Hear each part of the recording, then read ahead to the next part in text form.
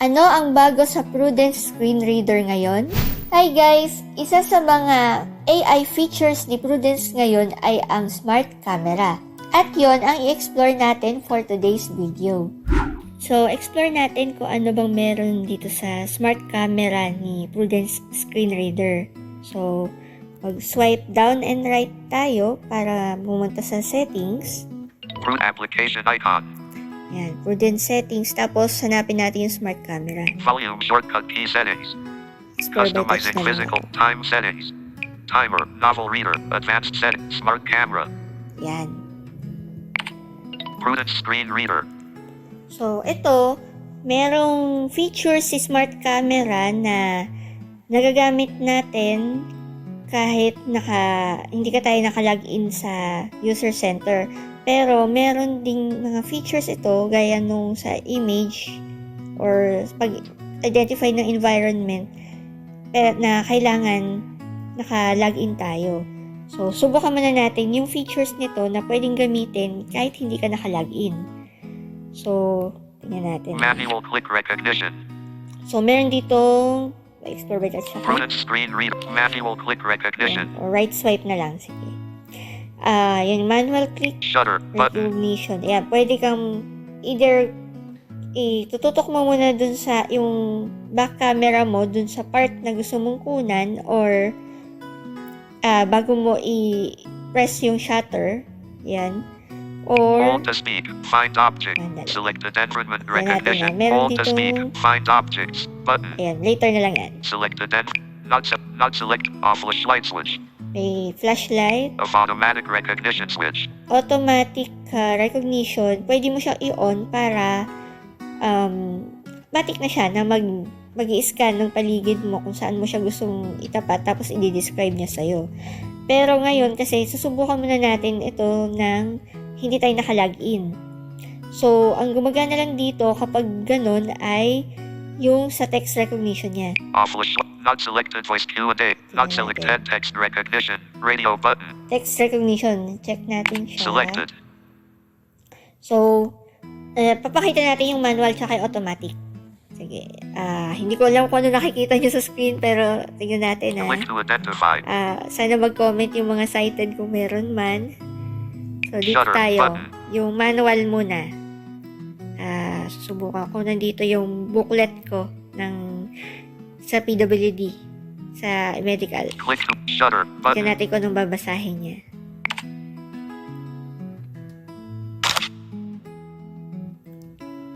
Melasica www.gov.ph calculacta.gov.ph 8932 to 4342 8951 61 29 89 51 to 5013 C. CNMC 5310 to 7925 Hotline CCMC Calicut City Medical Center Office Calicut Persons with Disability Affairs Facebook PDAO at calicancity.gov.ph Email 8th Avenue, Grace Park, Calicut City G/F Calicut City Hall, 8th Street Core. Address 8-288-8811 Local 2269 Tel.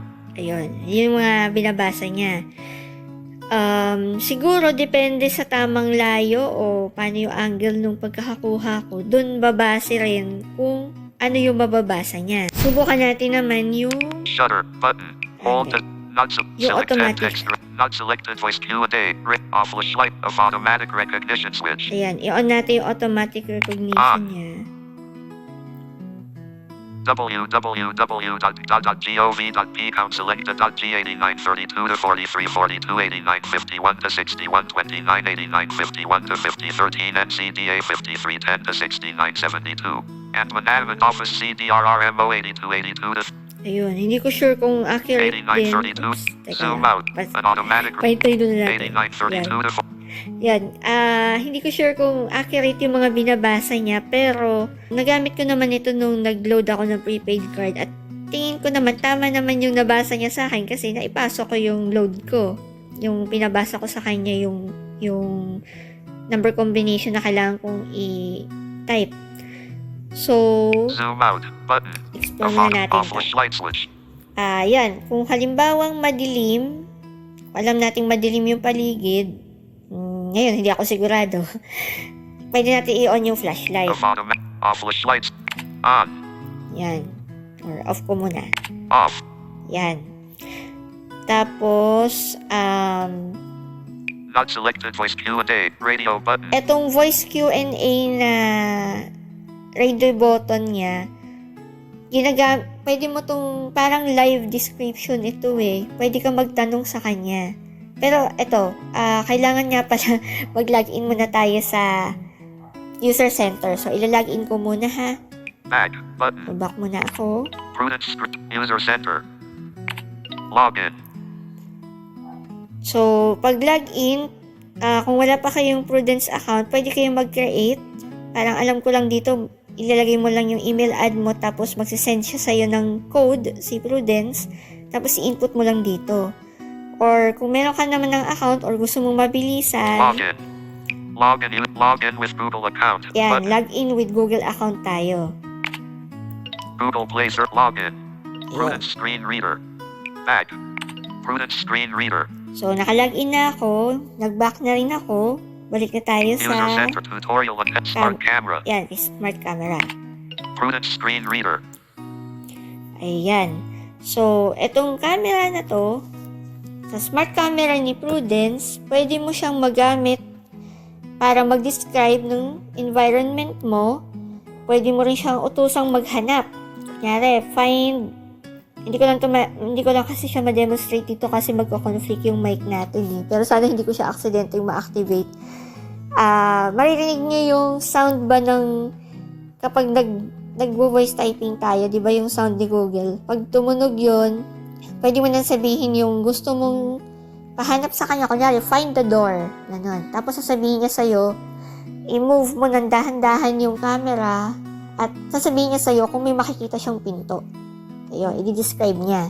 Sayang lang hindi ko siya ma-demonstrate yung part na yun, pero explore nyo yun. Manual click recognition. Teka. Shutter. Hold to speak. Select environment recognition. Yun nga, yung hold Hold to speak, Find objects. find Button. objects. Pag itong napindot mong button, yun, pwede mong isabihin sa kanya kung ano yung gusto mong ipahanap. Selected environment recognition. So, Radio button. lagi siya naka-default sa environment recognition. Either pwede kang mag-manual capture or yung automatic recognition. Try natin yung manual. Manual click recognition. Shutter button. Okay. Subukan ko lang. Kung ano sasabihin niya.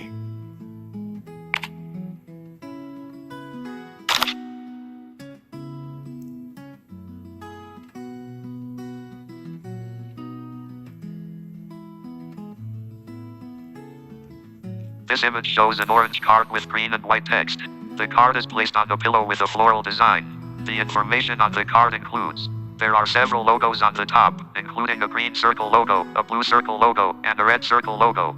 There is a QR code in the middle. Below are some contact information. Include phone 828-3975, 5310-9725, 8951-6123, 8932-4324 fax, 800. Ayun. So, yun yung infos dun sa booklet Hold to speak. Find na nakikita niya. Kung halimbawa gusto nyong Tagalog or ibang language, i-switch sa ibang language yung pagdi-describe niya, mag two finger swipe tayo, left or right. Hanapin natin yung Tagalog. Try natin sa left. Chinese, Ay, hindi. Wag yan. Ukrainian, Vietnamese, Tagalog. Yon. So, napunta na siya sa Tagalog. Two finger swipe lang, left or right, hanggang mahanap mo yung Tagalog. Tapos, pag nag-capture tayo ulit, This image shows an orange card with green and white. Yeah. Prudence screen reader. ano pala, nababasa pala sa screen yung description niya. This So, image shows an mag-manual orange ulit card tayo. with hold to. This image shows an Yeah. hold to speak shutter button. So, shutter. Try lang natin. Ito na lang yung pinapakita ko. Yan.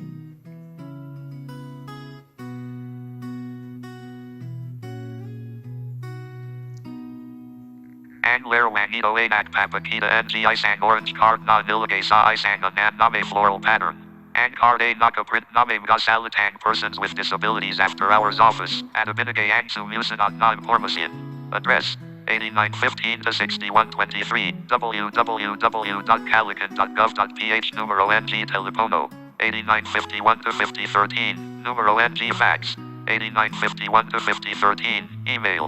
tag@calican.gov.ph. Pahina NG Facebook. www.facebook.com/Calican Disability Office - Twitter account. @Calican Disability Office Instagram account.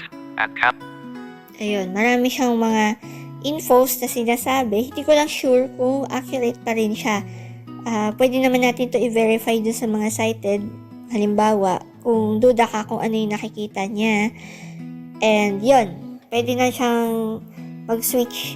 Kung halimbawa naman gusto mong i-zoom in yung gusto mong kunan, sandali. Pwede tayong mag 2-finger swipe up. Zoom in yata yun. 0.5 times Oo, zoom. yan. 1.0 times zoom. Oo, yan yung pang zoom in. Pag zoom out, 2-finger swipe down. 0.0 times zoom. Yun. Ibig sabihin, kung masyadong malayo, halimbawa yung gusto mong kunan, zoom in natin siya. So, ganun lang po yung mga paraan para natin magamit itong smart camera ni Prudence Screen Reader. Sa susunod ay papakita naman natin kung paano gumagana yung translation, AI translation ni Prudence Screen Reader.